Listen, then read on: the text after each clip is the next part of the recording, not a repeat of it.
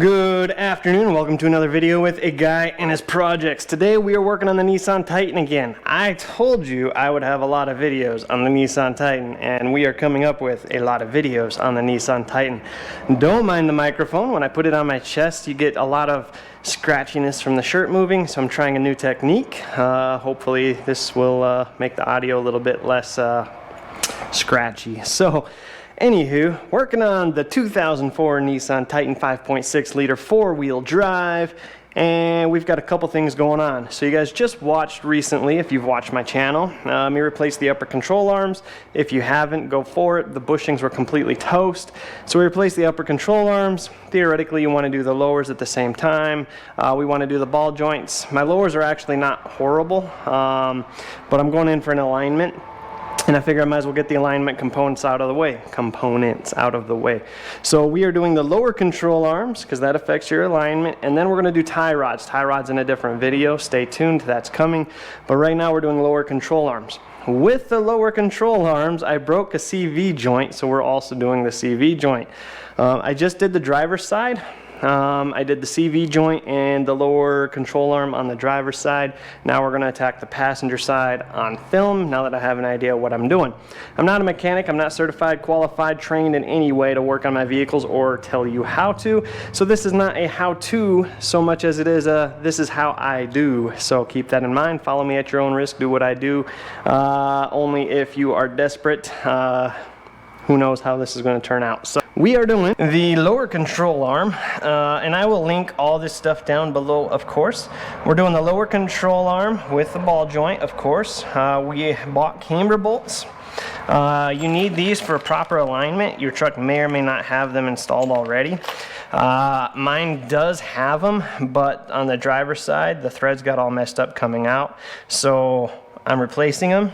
And of course, the CV axle is also being replaced. As mentioned, I broke the driver's side, and anytime you replace one on one side, you want to replace the other typically. So the passenger side is still good. So what I plan to do is take that out, put this one in, and keep the other one as a spare in case I ever break another one. It might not be brand new to go on, but at least it'll get me back into four-wheel drive, right? So that is the plan. I spent a few grand on this lift, so I'm going to use a lift. You don't need a lift. You can do it with a jack and jack stand on the ground. But I paid for it, so I'm going to use it. Not a huge deal. I want to apologize right now for the audio. I'm going to have the fan running because it's about 600 degrees outside with about 5,000% humid.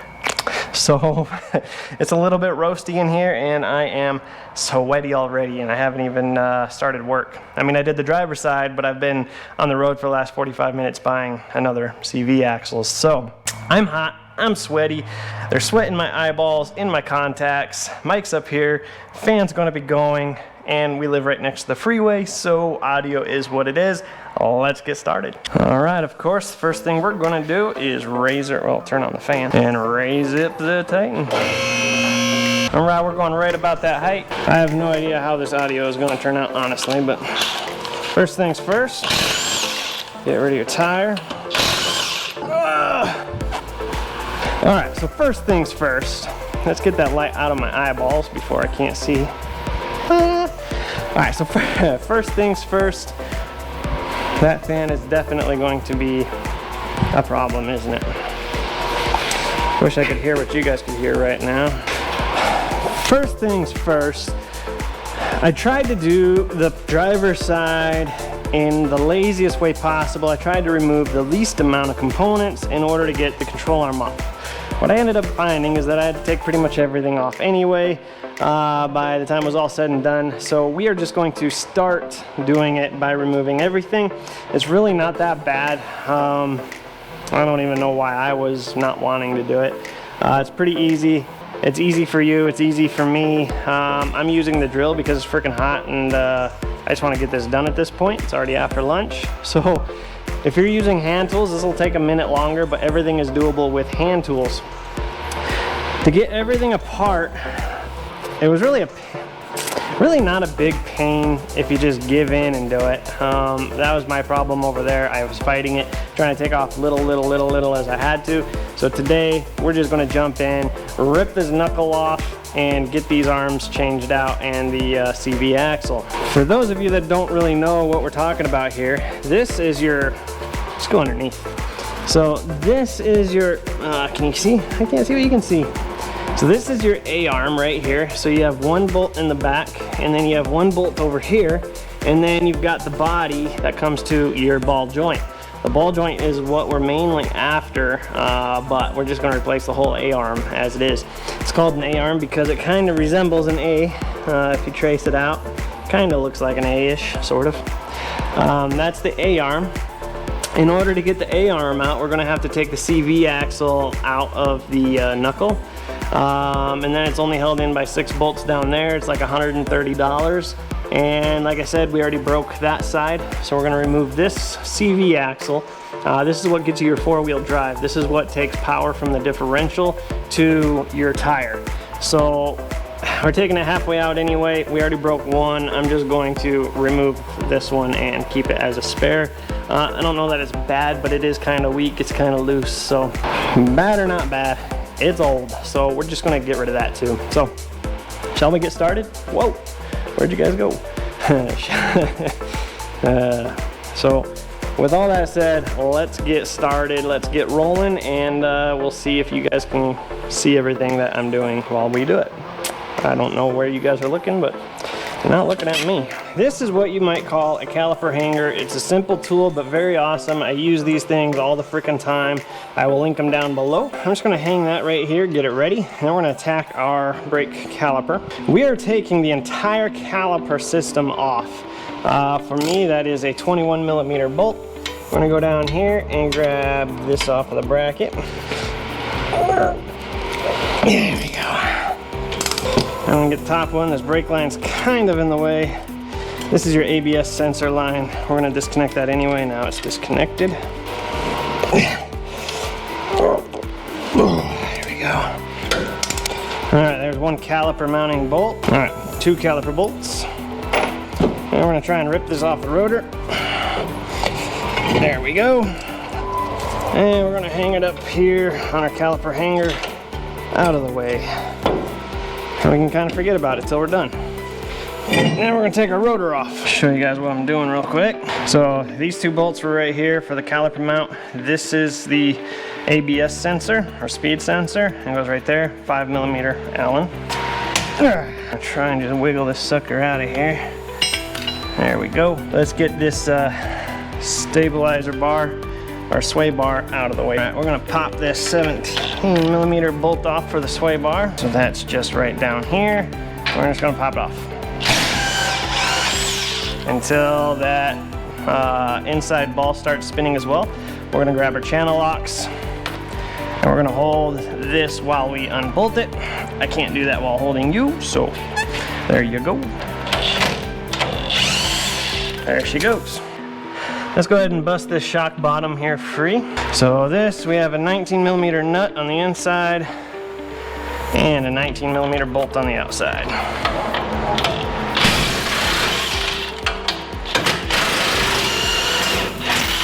Go ahead and spin that all the way out.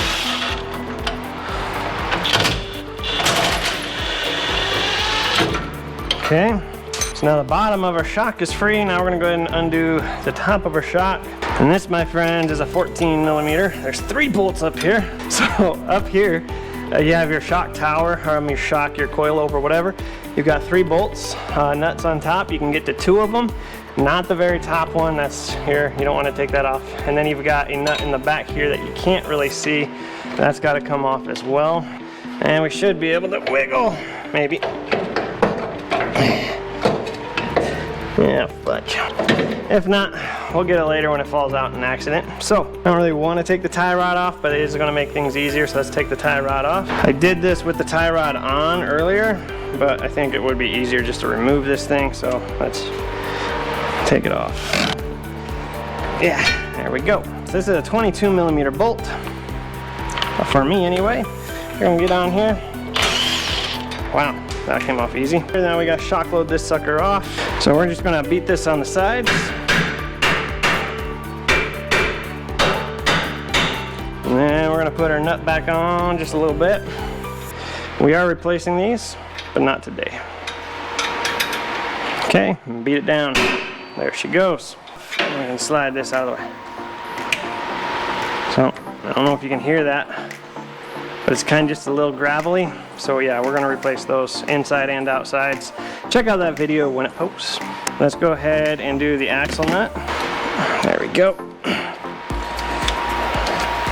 This right here for us is a 32 millimeter. We're gonna bust this loose.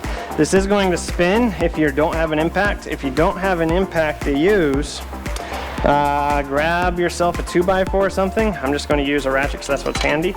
Put it in here like so, and you can hold this or brace it on the floor while you ratchet this off. Like I said, I'm freaking hot. It's late. I'm using my impact. Just like so. Okay, to get the ball joint loose, so I should explain for a second, the reason you have to do all this is because the CV axle is too close to the ball joint. So in order to pop the ball joint out, you have to get rid of the CV axle, which is what, in order to get rid of the CV axle, we have to pull that off to let this fall down that way. So that's why this is a pain in the ass, but it's really not that big of a deal. So this right here is the ball joint. Mine is a 17 millimeter here and a 19 millimeter nut on the other side. Okay, so there's my nut. Okay, now this bolt you might have to hammer out. So this bolt is coming out. We're just knocking on the back side. Once you get it on the back side, we're just gonna sit here and pry it off. New ball joint. You see this ridge right here? That is what this bolt that we just took out goes through. It sits right there. That keeps the ball joint from being able to pull out. So now we're gonna do our upper ball joint. You gotta convince it. There we go, there's cotter pin. So this is a 22 millimeter bolt. That would be Titan, so we wanna go this way. And just gonna pop that loose, just like so. So this should, I just put these in. You guys just watched that video. If you didn't, go watch it. So it should be able to pop just out. If not, I might just have to put a little tiny hammer action on there. Once this pops out, your knuckle's gonna fall over, so be careful and gentle. I'm gonna hold this. There we go. And we're gonna pull our coil over out of the way. That gives us a lot more room. Uh-oh. It would appear that we have a broken front axle. Fudge. Let's see if it'll go back together in a little bit. She be seized in there, boys.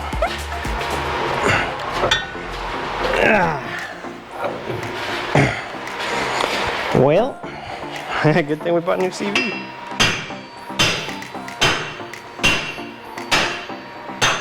There she goes. Oh man. And I greased the upper control arm. I got grease everywhere. Okay. Whew. So we are almost there, guys. Now we just need to get this off of the lower ball joint. This is gonna fall on your face if you're under it at this point. There's nothing holding it up anymore. So we're gonna hold it down here like so. And we're just gonna spread this apart. Enough for it to fall out. Ouchie. Which is right there. That is now out. So these bolts for me are 14 millimeter. If you don't have an impact, you probably struggle a little bit. You want to do that before you take this axle nut off. I got ahead of myself here, but oh well. I gotta get a thinner walled socket in here. But that's still a 14. I'm gonna take that one off. Spin it. There we go. At this point, we've got everything torn apart and we're ready to take apart the camber bolts, caster bolts, alignment bolts, whatever you want to call these bolts holding the control arm to the frame. So these are your oblong washers. You got one here and one on the other side, plus two over here. These control your alignment by this oblongness. Then there's these two little ridges right here, and as you turn this, it'll push your control arm in or out, which helps align your caster toe, whatever the hell it's aligning. Anywho, So caster, camber, tool, I don't know, probably caster and camber is what these align here. So if you want to make sure that your alignment guy doesn't overly hate you, you'll want to make a mark just where, so like these ones, it has this little V right here. You just want to make a mark where that lands and put the new one back in the same place, and you'll be a little closer to your alignment for your alignment guide. I'm using new camber bolts because these are just old and they're going to get trashed here in a minute. So I am going to kind of just mark where this V is, because this V on this one is the longest part of the oblongness, and I'm just going to try and match that up with the new one. That's all I'm doing. All right, so this is super ghetto, super not efficient, because this is a very blunt tip here. This is just a little paint type marker. Like I said, I'm just marking where the V sits right now, which is pretty much almost straight down. And over here, your V is way over here on the side. Okay, let's see if we can get lucky here. There we go.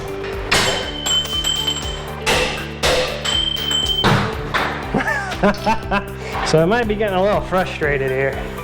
I'm a little aggressive on the hammer, and whew, that shot a long ways.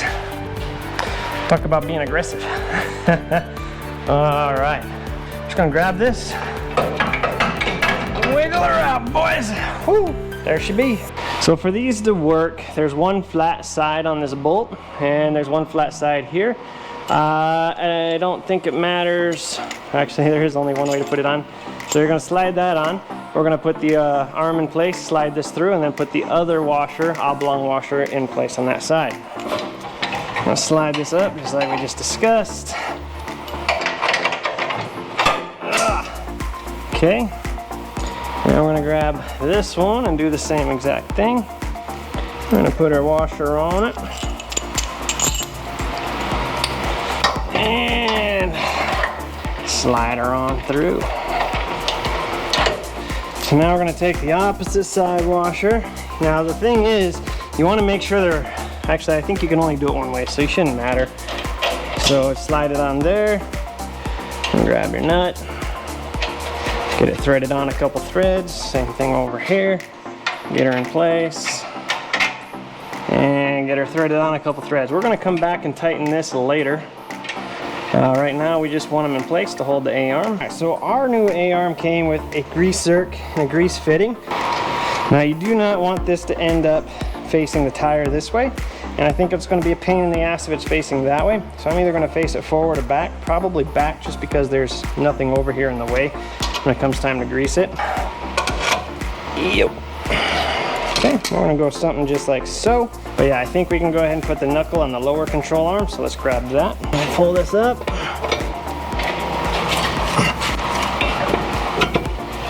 Okay. Look at that, she's going in.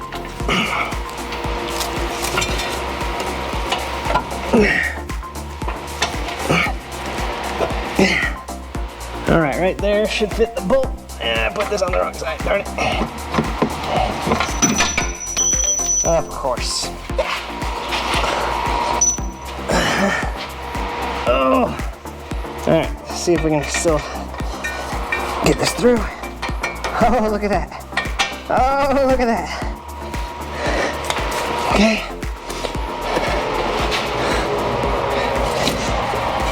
Yeah, there we go. Okay. I'm gonna get that on a couple threads to hold it for now. So I don't know how proper this is. I'm just making this up as I go, trying to get it taken care of. But now with my A-arm hanging, my knuckles on the A-arm, yes, I know this looks weird, but it works. Trust me, I'm doing it. I'm gonna go ahead and get my CV axle mounted, and then we'll pick everything up. We should be done with it. We're ready to flip everything up and hopefully get it in place. In order to do that, there's teeth on this CV joint. I like to grease them. Anytime you got metal teeth, I like to grease. Anti-seize might be a better alternative. I don't know if it matters at all, but I'm going to use some wheel bearing grease. Don't know if it's proper, but it's what I'm doing. Just gonna bring this up, and hopefully you can make it all line up. Let's see here. Yep, looks like we're gonna work out. Here we go. So put our threads in, nut on. Okay, so at this point I'm just putting my little tiny floor jack underneath the A-arm. And I'm gonna jack the A-arm up.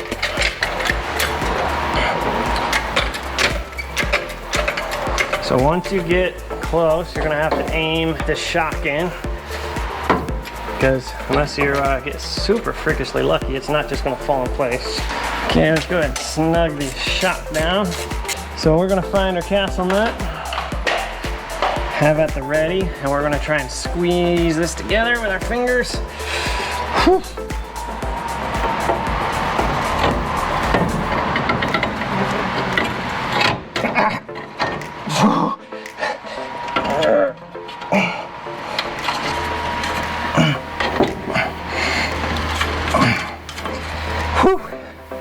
Alright, she's on there, believe it or not, she's on. We're gonna sneak our cotter pin in. Okay, cotter pin goes in. I'm just gonna spin these around. And I just pinched my finger. Try not to do that. Alright, that just keeps that cotter pin from backing out later. This axle nut right here is gonna have to go in. Twist her around like so.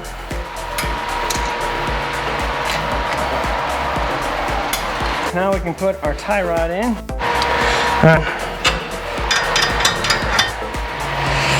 And spin this around so it can't come undone. Sway bar end link right here. Just like when we took it off, we're gonna have to grab the inside of this sway bar end link here. Hold it with the channel locks. Okay, so we're gonna pull this little nut out here.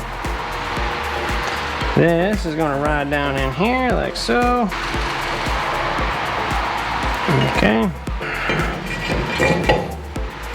And our brake caliper.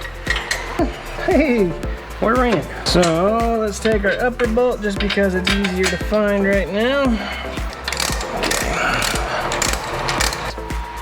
Yeah. Yeah. All right, guys. So all we had left to do when I powered off the camera to change the battery and let it cool down was put in the camber bolts, and then I forgot to turn it back on. So, quick review. Camber bolts are here. Oh, just like we talked about when we removed them, we put a little paint mark there where the thickest part was. I'm not exactly perfect, but I'm pretty dang close to where it was, and that's all I care. We'll have the alignment guy take care of the rest. Same with back here. We said the thickest part was on bottom, and so I put the thickest part pretty much on bottom, and there we go. The alignment guy is going to charge me a couple $100 to do this, so I figure I might as well make it worth my while and let them do the most of the work, right? So that's really all there is to it. All we're going to do now is throw on some tires and drop her down, take her in for alignment. So just make sure, if you liked what you saw, leave a thumbs up. Hit the subscribe button, donate if you'd like. All my donation information is down below. All these parts are linked on Amazon as well below, as well as a couple of the special tools we used. And really, guys, enjoy. Thanks for watching, and we'll see you next time. I could, you know, lower the truck. That would be way too smart.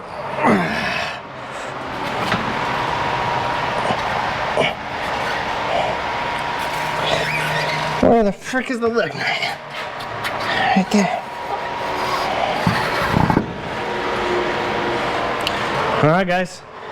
Tighten those down, torque them down to manufacturer specifications, and we're done.